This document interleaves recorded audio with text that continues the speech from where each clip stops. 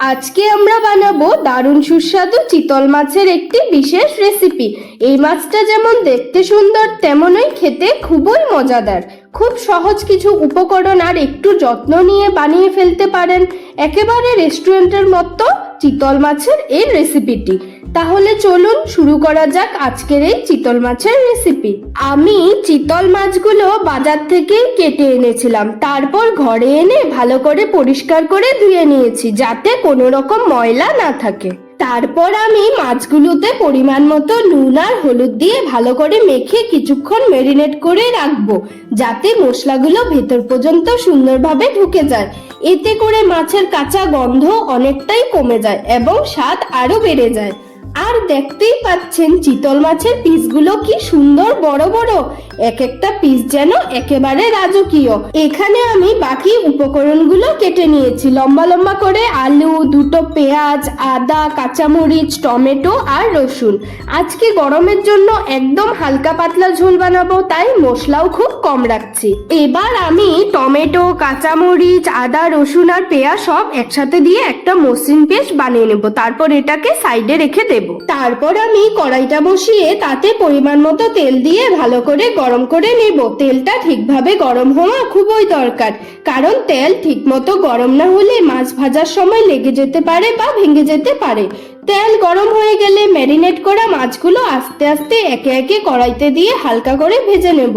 খুব বেশি সময় ধরে ভাজবো না, শুধু দুপাশ হালকা সোনালি রং আসা পর্যন্ত ভাজলেই হবে। এতে মাছটা বাইরে থেকে একটু ক্রিস্পি আর ভেতর থেকে নরম থাকবে। দেখুন মাছগুলো কি সুন্দর করে ভাজা হয়েছে। এভাবে দুপিঠ উল্টে পাল্টে ভেজে নেব। মাছগুলো ভাজা হয়ে গেলে আমি সেগুলো তুলে আলাদা করে রেখে দেব। যেহেতু চিতল মাছের পিসগুলো বেশ বড় আর লম্বা, তাই একসাথে সবগুলো কড়াইতে দেওয়া সম্ভব হয়নি। তাই প্রথমে যতগুলো মাছ ভাজা হয়েছে সেগুলো তুলে রেখে এরপর বাকি থাকা মাছগুলো একইভাবে একে একে দিয়ে হালকা সোনালি করে ভেজে নেব। এইভাবে ধাপে ধাপে সব মাছ ভেজে নিলে রান্নাটাও সুন্দর হবে আর মাছগুলো ভাঙারও কোনো ভয় থাকবে না। তারপর একই কড়াইতে আমি আরেকটু তেল দিয়ে দেব। তেলটা একটু গরম হয়ে এলে তাতে জিরে ফোড়ন দেব। এতে খুব সুন্দর একটা গন্ধ বেরোবে। এরপর কেটে রাখা আলুগুলো কড়াইতে দিয়ে তার সঙ্গে পরিমাণ মতো নুন আর হলুদ দিয়ে ভালো করে নেড়ে নেব।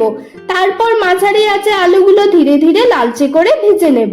এইভাবে আলুগুলো ধীরে ধীরে লালচে করে ভেজে নিলে এর স্বাদটাই আলাদা হয়ে যায়। বাইরে হালকা কড়কড়ে আর ভেতরটা নরম থাকে, যেটা ঝোলের সাথে দারুণ লাগে। আর চিতল মাছের স্বাদ এমনিতেই খুবই সমৃদ্ধ, যেভাবেই রান্না করুন না কেন খেতে সবসময় অসাধারণ লাগে। তারপর আমরা যে পেস্টটা আগে বানিয়ে রেখেছিলাম সেটাকে কড়াইতে দিয়ে দেব। পেস্টটা দেওয়ার পর একটু নেড়ে নিয়ে তাতে পরিমাণ মতো নুন, হলুদ গুঁড়ো, জিরে গুঁড়ো, ধনে গুঁড়ো আর লঙ্কা গুঁড়ো দিয়ে দেব। এরপর মাঝারি আঁচে মশলাটাকে ধীরে ধীরে ভালো করে কষাতে থাকবো। প্রথমে একটু নেড়ে মিশিয়ে নিয়ে তারপর সময় নিয়ে কষাতে হবে যাতে পেস্টটার কাঁচা গন্ধটা একেবারে চলে যায়। দেখবেন ধীরে ধীরে মশলাটা ঘন হয়ে আসছে আর রংটাও একটু গাঢ় হয়ে যাচ্ছে। এই সময় নাড়াচাড়া করা খুবই জরুরি, না হলে নিচে লেগে যেতে পারে। যখন মশলা ভালোভাবে কষে যাবে তখন তেলটা ধীরে ধীরে উপরে ভেসে উঠতে শুরু করবে। এটাই বুঝতে হবে যে মশলা ঠিকমতো তৈরি হয়েছে।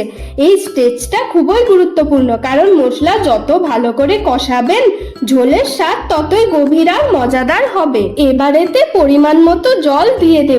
আপনারা যেমন ঝোল খেতে পছন্দ করেন সেই অনুযায়ী জলটা দিতে পারেন। জল দেওয়ার পর মশলার সাথে ভালো করে মিশিয়ে নিয়ে এটাকে ফুটতে দেব। ঝোলটা যখন সুন্দর করে ফুটে উঠবে তখন একে একে ভেজে রাখা মাছগুলো এতে দিয়ে দেব। আস্তে করে মাছগুলো বসাতে হবে যাতে ভেঙে না যায়। এরপর ঢেকে কিছুক্ষণ রান্না হতে দেব যাতে মাছ আর ঝোলের স্বাদ একে অপরের সাথে ভালোভাবে মিশে যায়। দেখতে দেখতেই আমাদের রান্নাটা একেবারে তৈরি হয়ে গেল। খুব কম মশলায় কিন্তু স্বাদে ভরপুর। এই গরমের দিনে এমন হালকা একটা ঝোল একদম পারফেক্ট। গরমে তো অনেক সময় কিছু খেতে ইচ্ছে করে না, কিন্তু এমন একটা ঝোল হলে মন থেকেই খেতে ইচ্ছে করবে।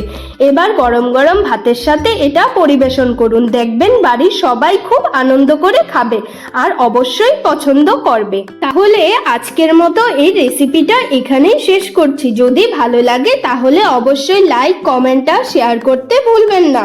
আবার নতুন কোনো মজাদার রেসিপি নিয়ে হাজির হব। ততদিন সবাই ভালো থাকুন আর সুস্থ থাকুন।